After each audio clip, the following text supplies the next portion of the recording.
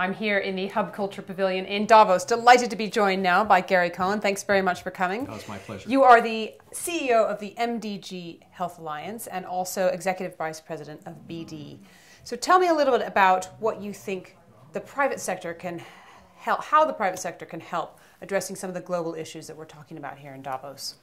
Well, I think over the last decade, there's been a growing realization of the opportunity and the need to engage the private sector in addressing intractable global problems, including the areas that I would specialize on, which would be unmet health needs. The private sector has resources, has expertise, has efficiency, has global capabilities, and that combined with the work of the public sector, of governments, and of the nonprofit sector together, working together, is a much better opportunity to address global problems. Some of these issues, I personally believe, cannot be addressed by any one sector alone. So give me an example of how you have worked across industry, across sectors, and addressing a specific challenge. Well, one area would be our work in HIV/AIDS, which began in depth in the developing world, particularly sub-Saharan Africa, around 10 years ago, where we've been directly involved in strengthening laboratory capacity in support of the rollout of antiretroviral therapy.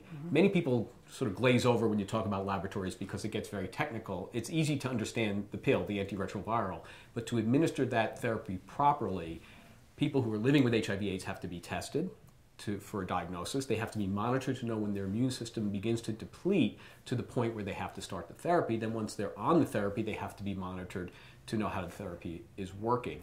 10 years ago, there was virtually no capacity, very little in sub-Saharan Africa to do that effectively. We've trained over 6,000 laboratorians in 60 developing and emerging countries on good laboratory practices to be able to support the therapy. We've also partnered with PEPFAR, the U.S. President's Emergency Plan for AIDS Relief, which is the largest disease relief program ever focused on a single disease, in a laboratory strengthening initiative now called Labs for Life, where we further enabled labs to be accredited, more people to be trained, and this led to outcomes such as diagnosing multiple drug-resistant tuberculosis in places where it otherwise wouldn't have been diagnosed. And that's a very dangerous situation because if I have MDR-TB and I breathe on you, you're going to get MDR-TB. So it's very hard to control. And so how has that led you to expand into some of the other areas of your work as well? Well, we're very deeply involved in global health in many areas. For example, we started working in the late 1990s on safe childhood immunization to help prevent the spread of disease among children in immunization programs due to device reuse. We invented a new technology that physically stops a device from being reusable, thereby protecting children from disease spread. And that's been used. There's been over 5 billion safe immunizations of children since 1999. Using those devices. And it couldn't have happened without the private sector working in collaborations with agencies like the World Health Organization and UNICEF and others who we work very closely with. I know you have a program, a separate program that you work on about violence against girls. I wonder if you could give me a little bit on that. Sure. It's called Together for Girls. This is something I founded independently and then BD and others became a partner of. And we're working now with 5 UN agencies, UNICEF, UNAIDS, UN Women, UNFPA, and the World Health Organization, the Centers for Disease Control, and 2 sections of the U.S. Department of State. And it's focused specifically on addressing violence against children, and particularly sexual violence against girls.